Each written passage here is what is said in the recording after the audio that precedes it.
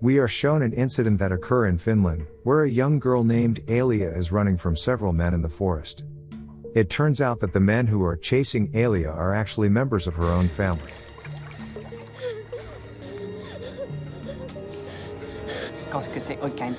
She then plunges into the lake, but the men manage to catch her before she drowns. After that, the scene moves to a bank where a man named Rex is waiting in line for a certain purpose. Not sure why he's there, but it's clear that he's there to see Maddie, his crush. While Rex is talking to her, their place is suddenly attacked by robbers who instantly killed a security guard at the bank. As a result, the situation, which was previously calm, has now become tense. Rex then notices a gun in a woman's bag, but the woman can't do anything because it is too risky for her to act in such a dangerous situation. When everyone is under threat, Rex suddenly behaves strangely, where it looks like he tries to hold his emotions in order not to act rashly. But something unexpected happens, where the woman's bag containing the gun is suddenly thrown, and lands right on Rex's lap. After that, the scene moves to a courtroom.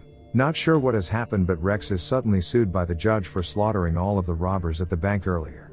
Despite the fact that he saved many lives during that incident and is considered as a hero, but he's still sentenced to 8 years in prison.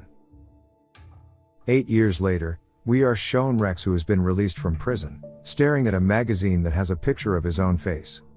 For the time being, it appears in the magazine that he is still considered as a hero due to his heroic acts 8 years ago. After Rex gets out of prison, he is not being shunned by society, but instead he is always noticed by the public and chased by reporters. This of course makes Rex feels uncomfortable, and it is at this point that his own conscience or a different side of himself appears in the physical realm.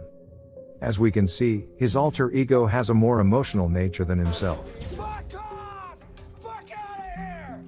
As soon as Rex realizes he can no longer bear their presence, he gets to his feet and throws his desk at the entire group. But in reality, it is all just his imagination acting as a release for his emotions due to his current stress. Although Rex is widely regarded as a hero, but still there are some people who don't like his heroic efforts and regard him as a psycho twat. Rex then goes to see his friend and says that he is fed up with his life now, which is no longer normal because so many people are drawn to him. As a result, he finally decides to leave the city where he lives now and move to Finland. Plus, the reason Rex wants to go to Finland is very rational, because when he was in prison, he shot a spitball and it landed right in Finland. After that, the scene moves to a forest which shows a man running from the pursuit of several people. The people who are chasing the man look like the people at the beginning of the film. This means that this entire incident takes place in Finland, which will also be Rex's next destination. The man is then forcefully pulled by a strong creature that sounds terrifying. We back to Rex. He is now already at the airport, and as usual there's a guy who starts to record him. Moreover, Rex also notices that there's a husband and wife who are keeping an eye on him. When things start to get noisy again and people start filming him, he becomes more and more annoyed, and he eventually decides to go to the restroom. However, it appears that the couple's husband is already in the toilet, and is staring at Rex while he is peeing in the restroom. And when Rex returns to his seat, the strange couple's wife gives him a creepy smile. After Rex arrived in Finland, he is waiting for a taxi, and from a distance there is a taxi driver is watching him. The taxi driver immediately cuts through another taxi line and stops right in front of him. When Rex is in his taxi, the driver then releases the anesthetic gas, which causes him to become unconscious and eventually pass out. Hey, excuse me? Hey! Hey! Hey, what the fuck? The scene then moves to a house, where a family is seen preparing dinner and they don't look suspicious at all. The only thing that will surprise us is when we see Rex, who has already been kidnapped and tied in the basement of their house. At this moment, Rex's hands are tied and one of his legs has been amputated. Rex, who has just realized this, tries to scream, but is stopped by someone. It turns out that the person is Rex's conscience, who tells him to keep his mouth shut. After that, he represents Rex to release his emotions by screaming for what has happened to him. In fact, his conscience appears to be smarter and more sadistic than he is, and it plays a significant role in both Rex's life and death. He can also analyze the situation of any incident that occurs to Rex, and the one that is currently taking place. After completing the observation, his conscience concludes that the perpetrators of his current incident are the strange husband and wife couple from the airport. When Rex is crying with his condition, his conscience can't stand it and starts thinking of ways to get out of there. However, because of the strength of the tie that binds his hands, his conscience has other plans for ensuring his survival. According to his conscience, if the perpetrator suddenly appears, he must pretend to be unconscious. Furthermore, after noticing lots of bicycles around him, the alter ego assumes that the perpetrators who kidnapped him are a family.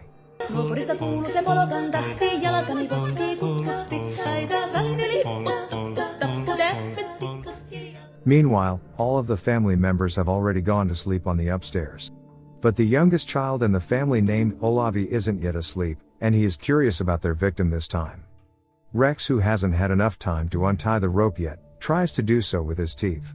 The young boy, on the other hand, decides to go down to the basement where Rex has been held. After the young boy enters the room on the ground, Rex immediately pretends to be unconscious. Rex then finds out that the person who came is just a child, so he comes up with a plan, which is to make the child as an insurance policy to get him out of that place.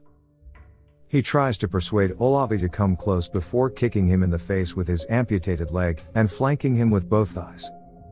Not long after, his sister realizes that her little brother is not in bed, so she decides to look for him in the basement.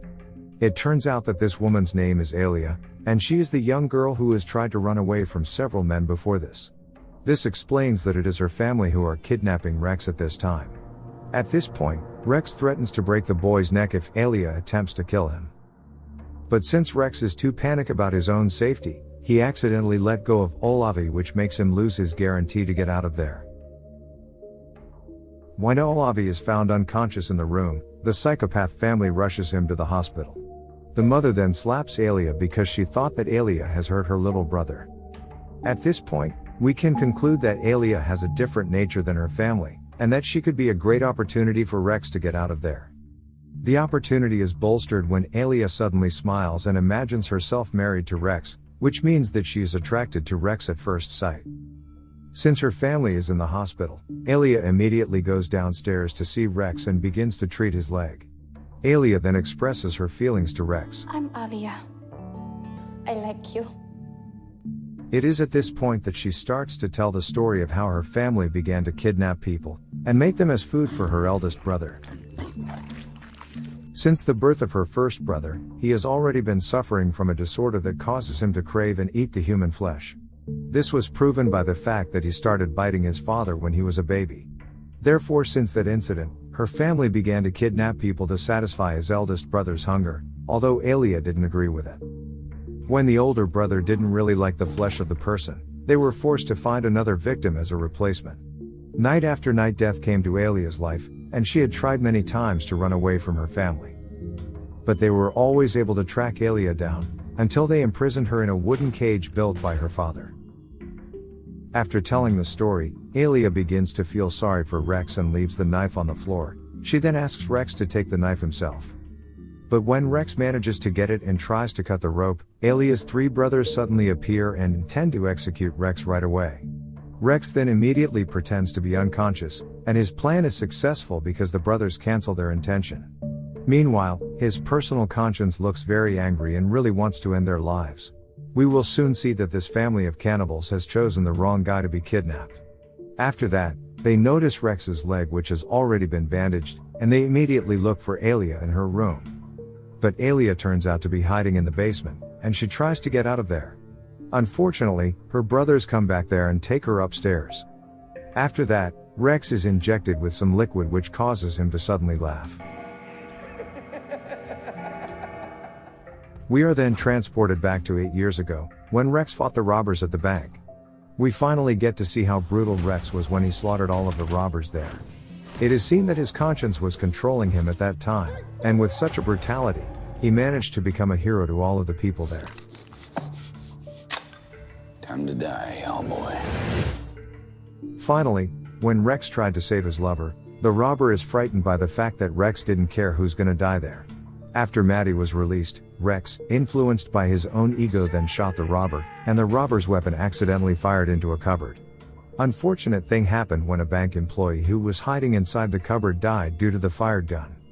So this is the reason why Rex was sentenced to 8 years in prison, for allegedly sacrificing other people's lives to satisfy his desires.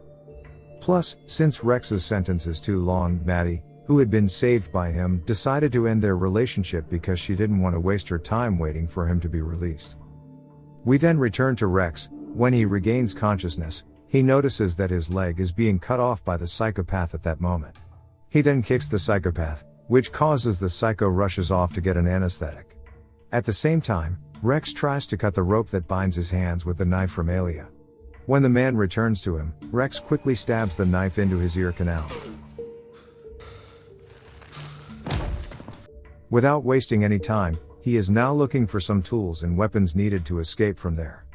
Fortunately, he finds some tools that will be very useful to him in the next scene. Rex tries his best to get to the top floor, relying on the golf club he has attached to his leg. After he manages to get out of the basement, his conscience tells him to bring Alia out of the house as well. Rex then walks out of the house and he thinks about the words of his conscience again. It appears that they have made a decision about what they will do next after this. When both parents came home from the hospital, they are shocked by the blood stains in front of their house.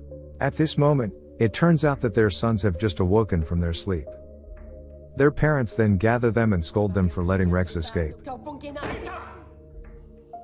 Fearing that Rex would come back with the police, they plan to move out of the house. But it looks like their plan will fail. It turns out that Rex has been waiting for them under the table, and he kills them one by one using a nail gun. As Rex tries to shoot the mother, the nail bullets run out, and he kicks the mother in the head with a golf club attached to the amputated leg. When her son sees the incident, he tries to attack Rex, but Rex quickly throws a knife into his body, causing him to die. Alia then kills her own mother, who has just woken up from unconsciousness. After all of this horrific incident, it turns out that they are still not free because they still have to face Alia's eldest cannibal brother. Her brother eventually appears, going down the stairs with his big body like a monster. Said he never grew up. I meant mentally. Would have been. In the end, Rex and the cannibal fight each other, and when Rex manages to cling to the refrigerator door, he sees that there is a piece of his right leg inside. As a result, he looks happy because it turns out that his right leg still hasn't been eaten by the cannibal. He then takes his right leg and immediately thrusts it into the cannibal's mouth. After it is all over, Rex takes Alia back to America, where they decide to live together there. One night, Rex and Alia are seen hanging out at a place with their friends. But one of their friends seems interested in Rex, which makes Alia jealous. At this moment, it turns out that Alia also has the same alter ego as Rex. She imagines about killing the woman who makes her jealous. This shows that the two of them are a perfect match since they have almost similar alter egos. Meanwhile, in another place, the youngest child from Alia's family, who has recovered from the injury, intends to avenge the death of his family. And with that, the film ends.